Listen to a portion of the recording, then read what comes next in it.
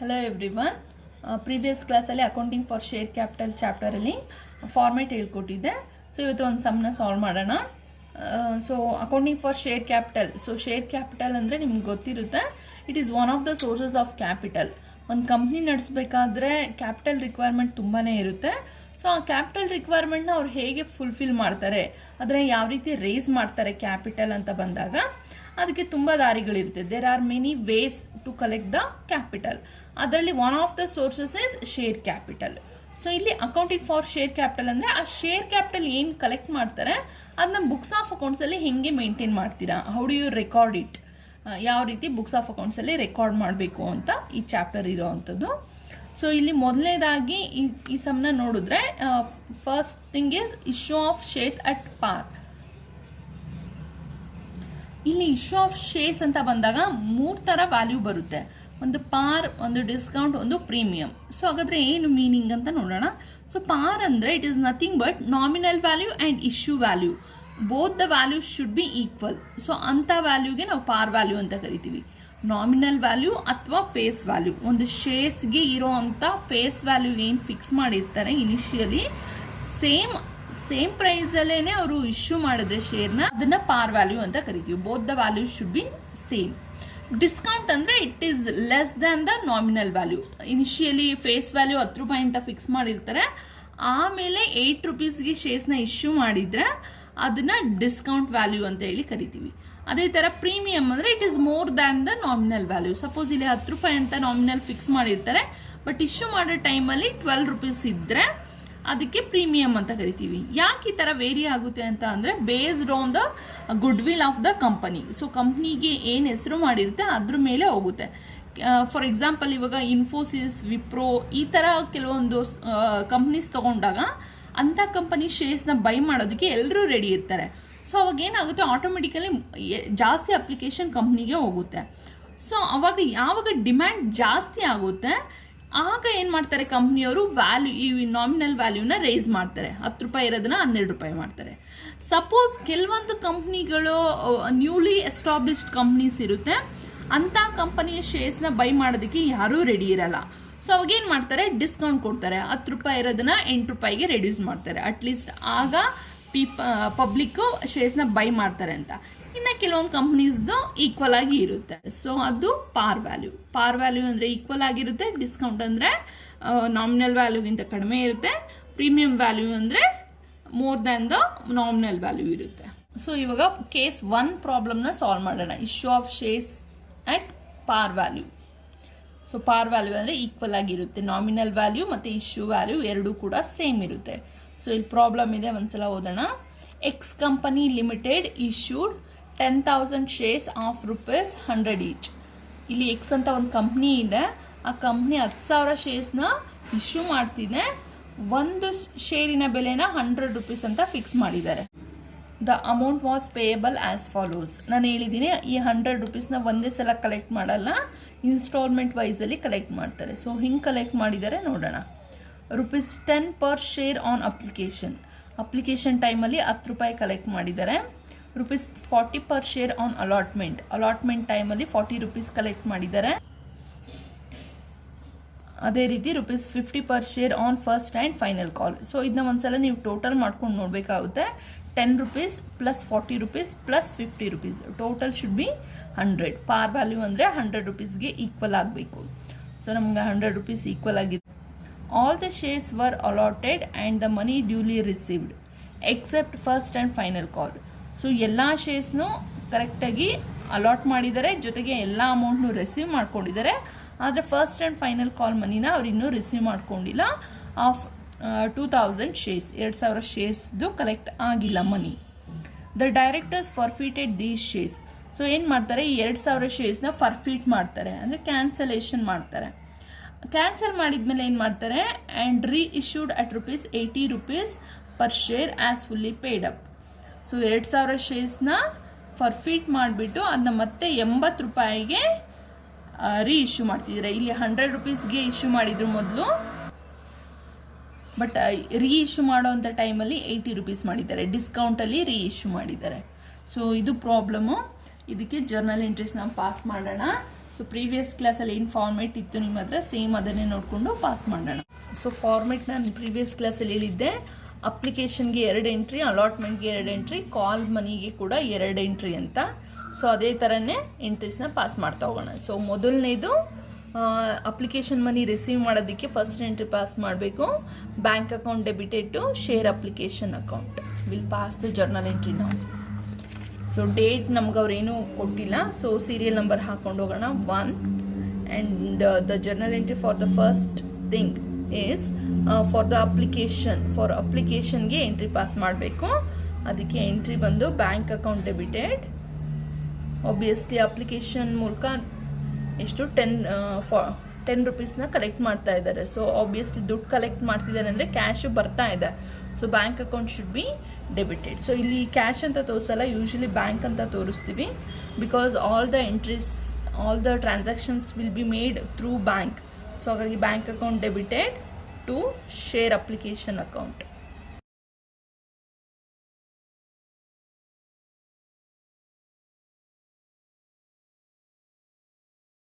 So number of shares ಇಲ್ಲಿ 10,000 ಇದೆ. ಅಪ್ಲಿಕೇಶನಲ್ಲಿ ಕಲೆಕ್ಟ್ ಮಾಡಿರೋದು 10 ರೂಪಾಯಿ. ಸೊ ಇಂಟು 10 ರುಪೀಸ್ ಅಂದರೆ will get 1 lakh.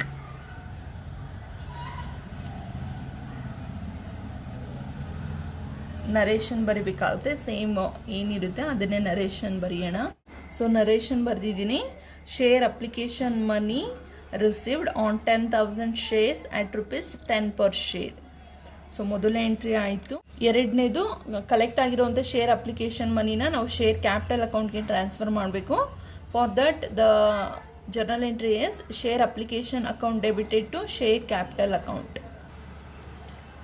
Second entry share application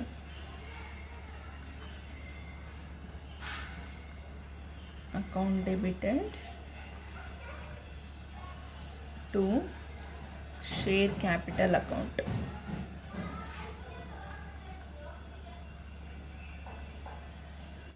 same ಅಮೌಂಟ್ನೇ ಬರಿಬೇಕು, 1 lakh. ಶೇರ್ ಅಪ್ಲಿಕೇಶನಲ್ಲಿ ಎಷ್ಟು ಕಲೆಕ್ಟ್ ಮಾಡಿರ್ತೀವಿ ಅಷ್ಟು ಅಮೌಂಟನ್ನು ಕ್ಯಾಪಿಟಲ್ ಅಕೌಂಟ್ಗೆ ಟ್ರಾನ್ಸ್ಫರ್ ಮಾಡ್ತಾ ಇದ್ದೀವಿ. ಸೊ ಸೇಮ್ ಅಮೌಂಟ್ನ ಬರಿಬೇಕು. ನರೇಷನ್ ಬರೆಯೋಣ. ನರೇಷನ್ ಬರ್ತಿದ್ದೀನಿ. Share application money transferred to share capital account.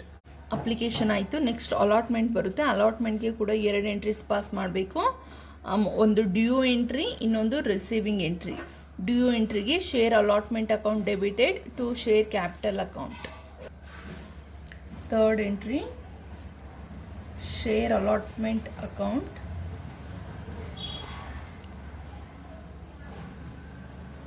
Debited to share capital account.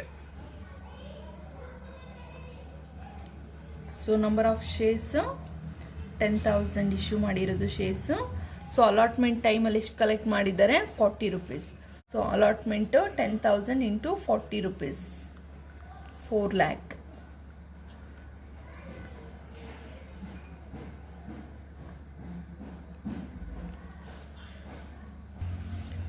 Narration share allotment due on 10,000 shares at ₹40 per share. Next due entry ಆದಮೇಲೆ receiving entry bank account debited to share allotment account. Entry is bank account debited to share allotment account.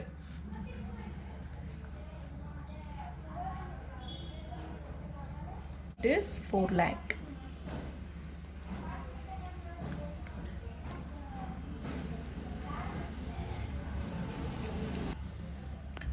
Narration I have written here.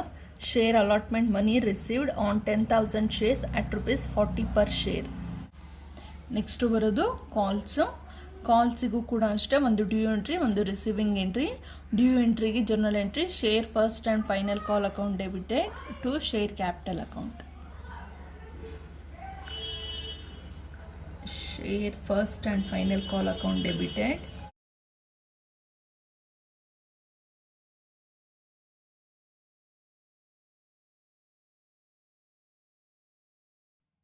To share capital account.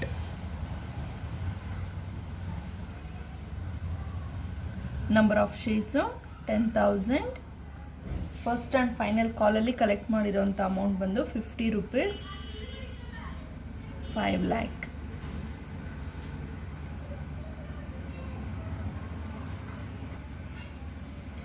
Narration ಬರೆದಿದ್ದೀನಿ ನಾನು. Share first and final call amount due on 10,000 shares at ₹50 per share.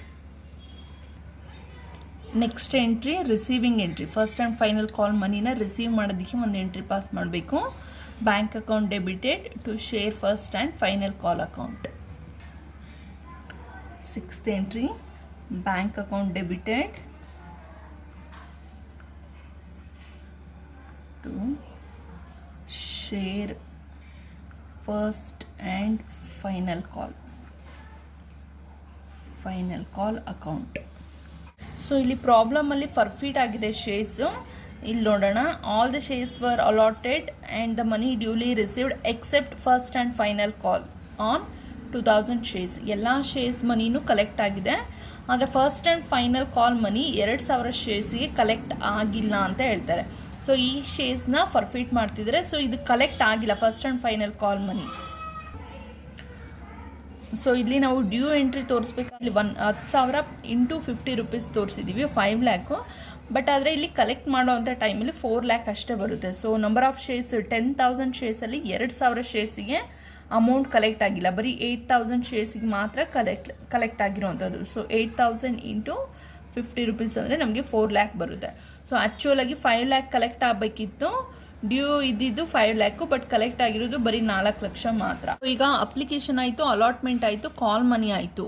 ಅದಾದಮೇಲೆ ಫರ್ಫೀಚರ್ಗೆ 3 ಎಂಟ್ರೀಸ್ನ pass ಮಾಡಬೇಕು. ಒಂದು ಫರ್ಫೀಚರ್ಗೆ, ಇನ್ನೊಂದು ರೀ ಇಶ್ಯೂಗೆ, ಇನ್ನೊಂದು capital ರಿಸರ್ವ್ಗೆ transfer ಮಾಡೋದಕ್ಕೆ 1 ಎಂಟ್ರಿ. 3 ಎಂಟ್ರೀಸ್ನ ತೋರಿಸ್ಬೇಕು. ಸೊ ಇಲ್ಲಿ ಫರ್ಫೀಚರ್ಗೆ ಏನು ಎಂಟ್ರಿ ಪಾಸ್ ಮಾಡಬೇಕು?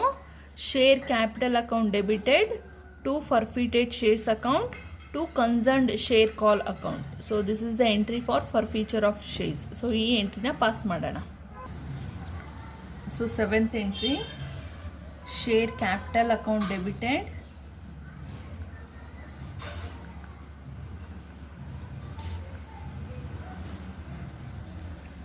to forfeited shares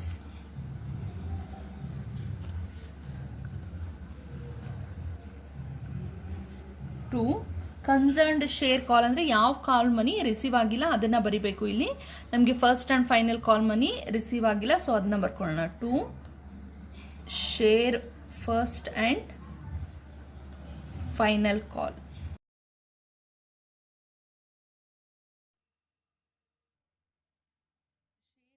ಫರ್ಫಿಟ್ ಮಾಡ್ತಿರೋದು 2,000 ಶೇರ್ಸು ಇಂಟು ಫೇಸ್ ವ್ಯಾಲ್ಯೂ ಬಂದು 100 rupees. So 2,000 into 100 rupees will get 2 lakhs rupees.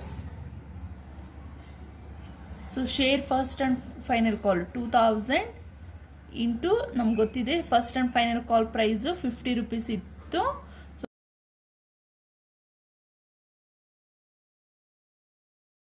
So 2,000 into 50 rupees ಅಂದರೆ will get 1 lakh.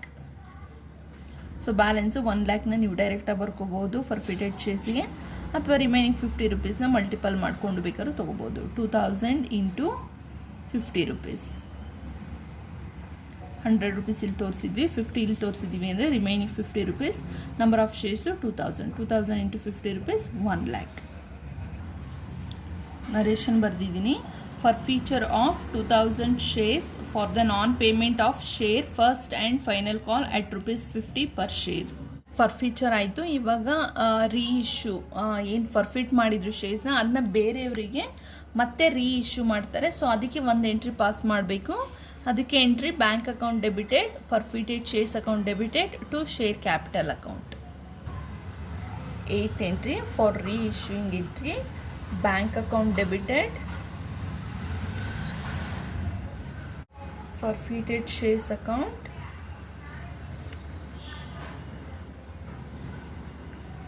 debited to share capital account.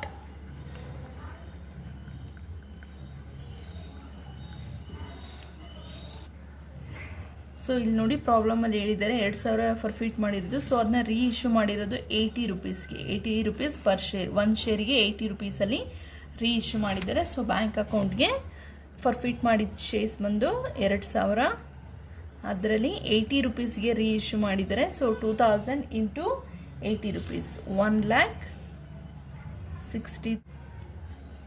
ಇಲ್ಲಿ share ಕ್ಯಾಪಿಟಲಲ್ಲಿ 2 ಲ್ಯಾಕ್ ತೋರಿಸಿದ್ದೀವಿ ನಾವು ಆಲ್ರೆಡಿ 7th ಎಂಟ್ರಿನಲ್ಲಿ. Same share ಕ್ಯಾಪಿಟಲ್ಗೆ 8th ಎಂಟ್ರಿನಲ್ಲೂ ಸೇಮ್ ಅಮೌಂಟ್ನ ಬರ್ಕೊಳ್ಳೋಣ. ಫರ್ ಶೇರ್ ಕ್ಯಾಪಿಟಲ್ಗೆ ಇಟ್ ಈಸ್ 2 ಲ್ಯಾಕ್.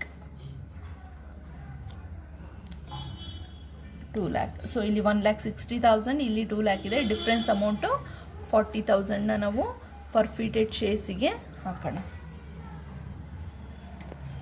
ನರೇಷನ್ ಬರೆದಿದ್ದೀನಿ. Reissue of 2000 forfeited shares at ₹80 per share as fully paid up. So last entry transferring entry capital ರಿಸರ್ವ್ಗೆ ಟ್ರಾನ್ಸ್ಫರ್ ಮಾಡಬೇಕು. ಏನು ಫರ್ಫಿಟೆಡ್ ಶೇರ್ಸ್ ಅಲ್ಲಿ ಡಿಫ್ರೆನ್ಸ್ ಅಮೌಂಟ್ ಇರುತ್ತೆ ಅದನ್ನ ಕ್ಯಾಪಿಟಲ್ ರಿಸರ್ವ್ ಅಕೌಂಟ್ಗೆ ಟ್ರಾನ್ಸ್ಫರ್ ಮಾಡಬೇಕು. For that the entry is forfeited shares account debited to capital reserve account. The last entry forfeited shares account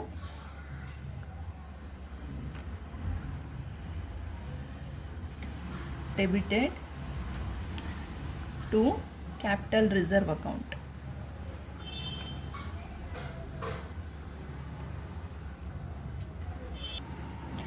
seventh ಎಂಟ್ರಿನಲ್ಲಿ forfeited shares ಅಕೌಂಟಲ್ಲಿ 1 ಲ್ಯಾಕ್ ಇದೆ, ಅದನ್ನು ತಗೊಳ್ಳೋಣ. 1 ಲ್ಯಾಕ್ ಇದೆ. 8th ಎಂಟ್ರಿನಲ್ಲೂ ಕೂಡ ಫರ್ಫಿಟೆಡ್ ಶೇರ್ಸು 40,000 ಇದೆ. ಸೊ ಅದನ್ನು ಮೈನಸ್ ಮಾಡ್ಕೊಳ್ಳೋಣ, 40,000. So difference amount 60,000. 7th entry ಮತ್ತು 8th ಎಂಟ್ರಿನಲ್ಲಿ ಫರ್ಫಿಟೆಡ್ ಶೇರ್ಸ್ ಏನಂತ ತೋರಿಸಿರ್ತೀವಿ ಅದೆರಡು ಡಿಫ್ರೆನ್ಸ್ ಅಮೌಂಟ್ನ ನಾವು ಕ್ಯಾಪಿಟಲ್ ರಿಸರ್ವ್ ಅಕೌಂಟ್ಗೆ ಟ್ರಾನ್ಸ್ಫರ್ ಮಾಡಬೇಕು. Narration: balance in forfeited shares account transferred to capital reserve account after the reissue.